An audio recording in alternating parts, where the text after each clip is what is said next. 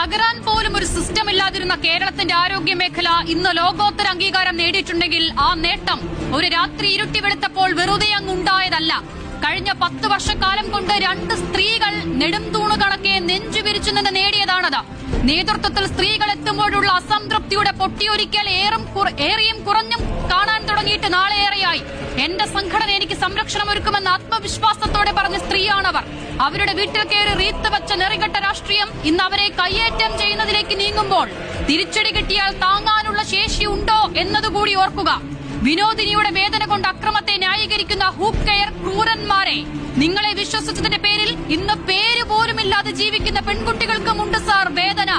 ആ വേദനയെ തെരുവിൽ നേരിടാൻ ഈ നാട് ഇറങ്ങിയിരുന്നെങ്കിൽ ബാക്കിയുണ്ടാകുമായിരുന്നോ നിങ്ങൾ? വീഴ്ചകൾ ചൂണ്ടിക്കാട്ടി തിരുത്തേണ്ടവർ നിയമത്തെ കയ്യിലെടുത്താൽ എവിടെ ചെന്ന് നിൽക്കും സമാധാനത്തിന്റെ വെള്ളരിപ്രാവുകളെ ഈ നാട്?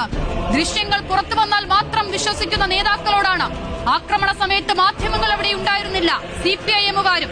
അപ്പോൾ മന്ത്രിയെ ആക്രമിച്ച KSUക്കാർ തന്നെ ആ ദൃശ്യങ്ങൾ പകർത്തി പുറത്തുവിടുമെന്നാണോ നിഷ്കളങ്കരെ നിങ്ങൾ വിശ്വസിക്കുന്നത്?